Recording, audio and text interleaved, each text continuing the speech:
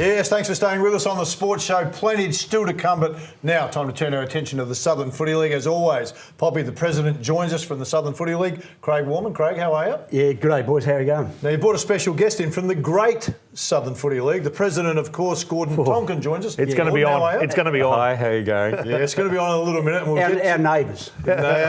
Friendly neighbours at the moment. We'll see if we can't heat that up a little bit.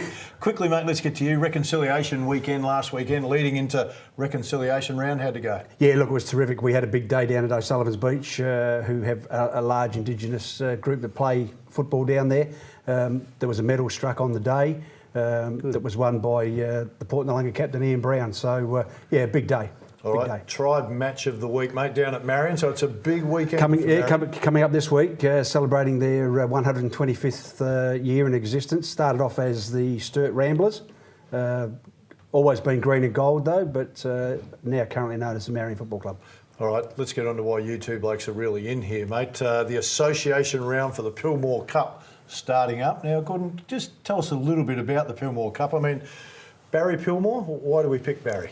Well, I did bring it along for us today. Did you bring it along just so Craig could have a look at it? Indeed. Unbelievable, absolutely unbelievable. Named the Pillmore Cup after Barry Pillmore, who is an icon of both leagues. He's a Hall of Fame member of the Southern Football League. He's also a member of their Team of the Century.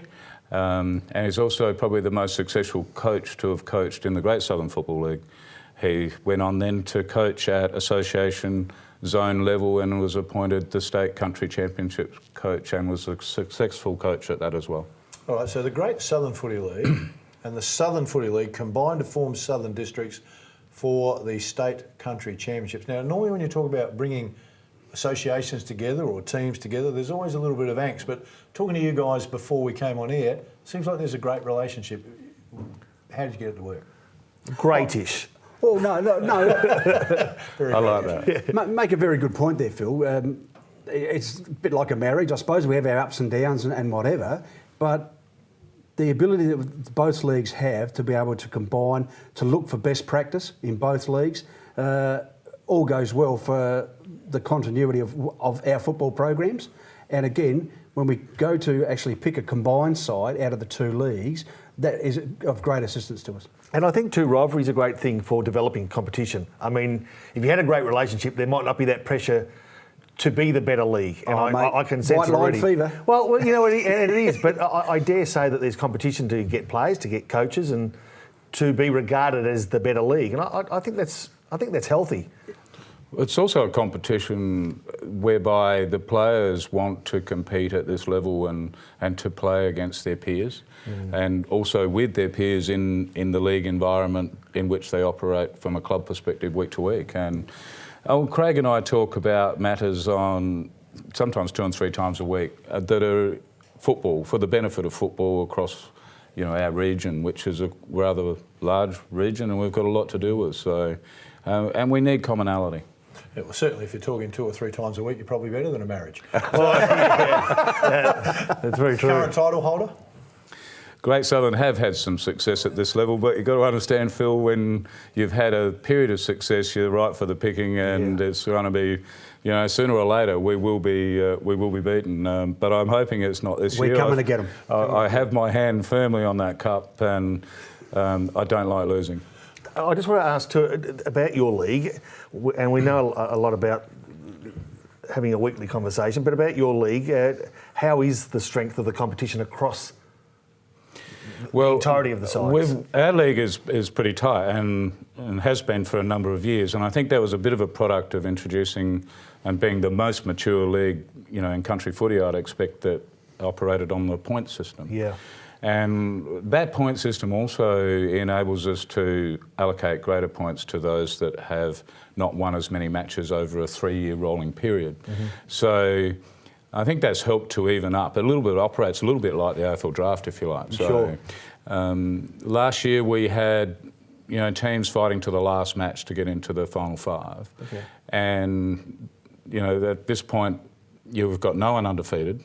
And often, like last week, matches, 3 of our 5 matches decided by less than a goal. Wow, terrific. It's going to be at Strathalbyn. It is. Why do we pick Strathalbyn?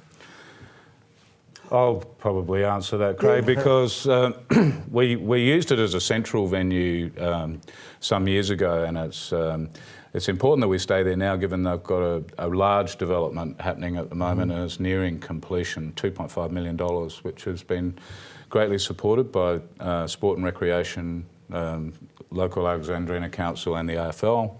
And it's a very big project, and of course the facilities are super, and we want to showcase those. So every year when we host in a rotation basis, and it's up to the league to choose where they'd like to play. So we could choose somewhere else, but I think it's appropriate we play at Strathalbyn. All right, under 15s, under 17 and a halves, and A grade. What kind of crowd are we expecting down at the Strathalbyn next week, Saturday week? Oh, I think you'll get well, certainly with the interest that is within the Southern Footy League to play our neighbours in the Great Southern Footy League, you'll get a fair contingent of Southern Football League people turning down. And normally, Gordy, we get quite reasonable crowds. Well, in all, if you consider there's 24 clubs involved in having players in this match, and you get representatives from there, and certainly the officials from those clubs don't want to miss football, then you get the general public that want to come along and see. And of course, in the junior grades, Phil, you get parents and grandparents who want to see their children play at the highest level, and this is the best 10% of footballers across both leagues. All right, let's cut to the chase, boys. We need to get a tip. Who's going to win it? Yeah, Southern Footy League.